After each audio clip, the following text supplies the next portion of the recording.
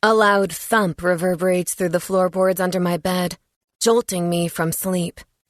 By the way my heart pounds in my chest and beats in my throat in a frantic tempo, I know that I'm not dreaming. My roommates and their guests went to sleep about a half hour or so ago, and the house has been silent since we all closed our respective doors.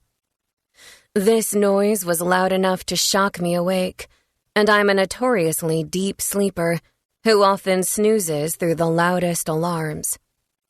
Sometimes I come to in a different room, trapped within my dreams so deeply that I act them out. Both my mom and roommates have reported that I wander the house or hold entire conversations with myself in a mirror without ever waking up. Just last week, I woke to Julia snapping her fingers in my face as I stood over her bed, my hands gripping the iron rails of the bed frame.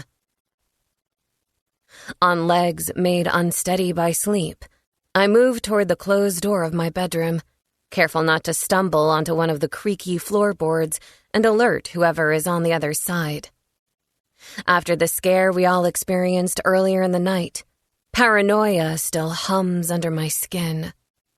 Grasping the knob with a hand now tacky with cool sweat, I press my face against the wood panel, my ears suctioned against the door, to hear what might be happening in the kitchen. My mind spins all sorts of nightmare-inducing scenarios, like the transparent strands of a spider's web, masked burglars or boogeymen made of shadows. But then, I hear the faint sound of a familiar, classical tune drifting through the space beneath my door. My angst dissipates as I step into the hall, and I almost feel embarrassed for being afraid in the first place. The music's volume grows with each stride I take toward the living area of our college house.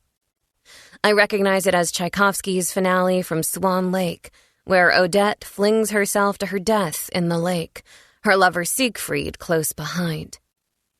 Julia is in the kitchen, her back to me, and a glass of water raised above her head like it's a flute of champagne.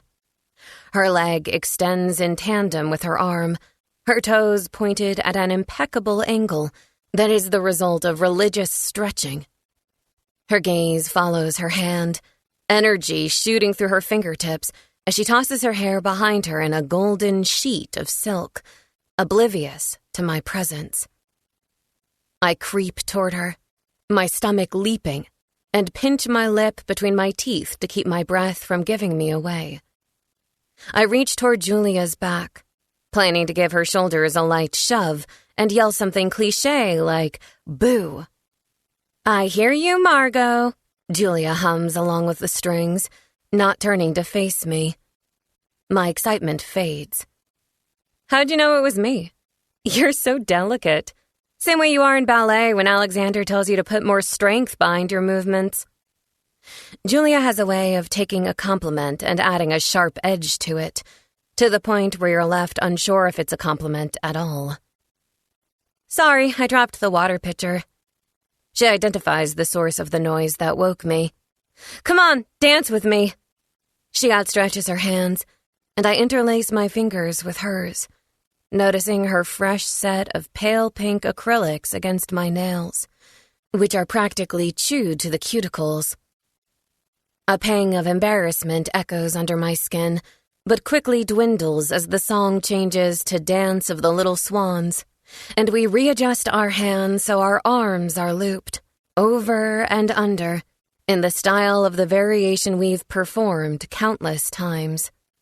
The variation traditionally includes 4 ballerinas, so one of our group of 5 is excluded.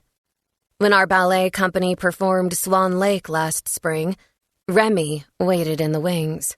To keep listening to this audiobook, I've left you a link in the description so you can do it, at no cost thanks to Audible's 30-day free trial.